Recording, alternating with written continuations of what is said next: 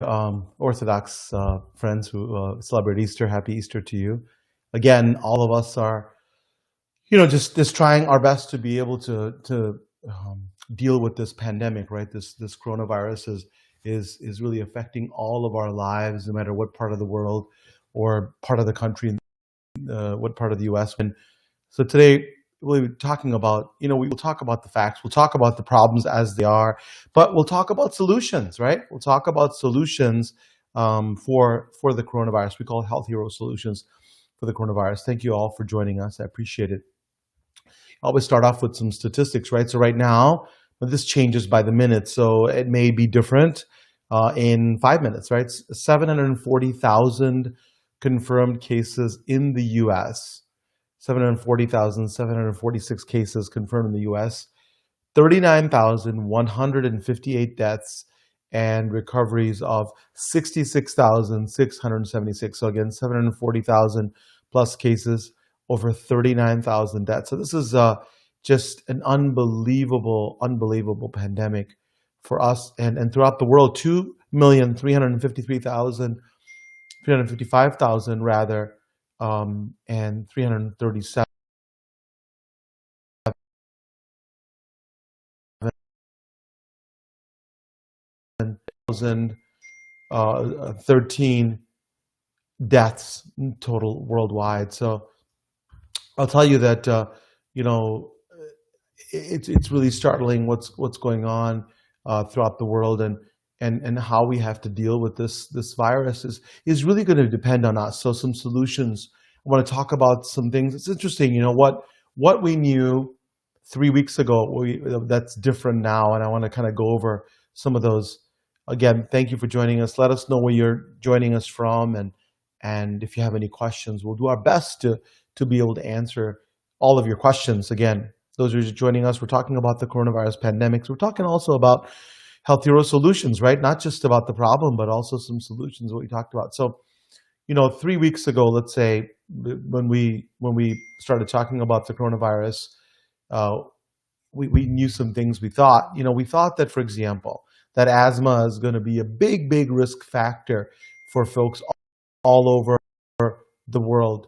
And found out, based on New York data, asthmatics are only accounting for roughly 5% of cases, 5% of fatal cases. In fact, asthma did not even meet the top 10 criteria, right? Asthma didn't even top 10 criteria. Risk factors for coronavirus complications were hypertension, number one, diabetes, high cholesterol, coronary dementia, atrial fibrillation, COPD, or chronic obstructive pulmonary disease, kidney disease, cancer, and congestive heart failure. So hypertension is number one, and asthma didn't even make the top 10. So very important. I mean, again, I'm not saying folks who are asthmatic go out there and just say, everything is perfectly fine. That's not the idea. But the idea is that we're learning as we go on. And when I first started doing our Facebook Live about the coronavirus pandemic, that would not be something that I would have said. So we also know something important, that obesity has been linked to severe coronavirus diseases in young people. I also have to tell you that people who vape, young people especially, there's a lot of ideas that vaping is okay. Remember, vaping takes these small liquid microparticles and they go into your lung, cause inflammation, right? And that inflammation can increase your risk for complications from COVID-19. So really important. The other unfortunate piece of data that we didn't know several weeks ago, I remember getting a question from a gentleman who said, we don't see a lot of African Americans being affected by this. Is this something that is going to and that's going to be what's going to happen? I said, I can't remember his name. I said, I don't think this is going to be the case. I think this virus was not going to do it against anybody, meaning it's going to affect everybody. Unfortunately, what we find out is that African Americans and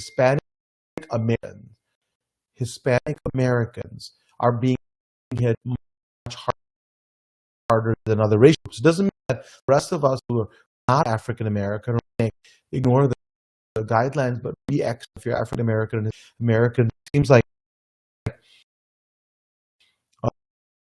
US are being hit much harder. Very, very important. What about how the virus spreads? We knew that the virus can be spread by coughing or sneezing, but not realizing that just talking and breathing, right, maybe a mode of transmission. Like people who are not coughing, sneezing, who are not overtly sick, spread it. Really, really important idea that we think about. That's what led to the CDC recommending making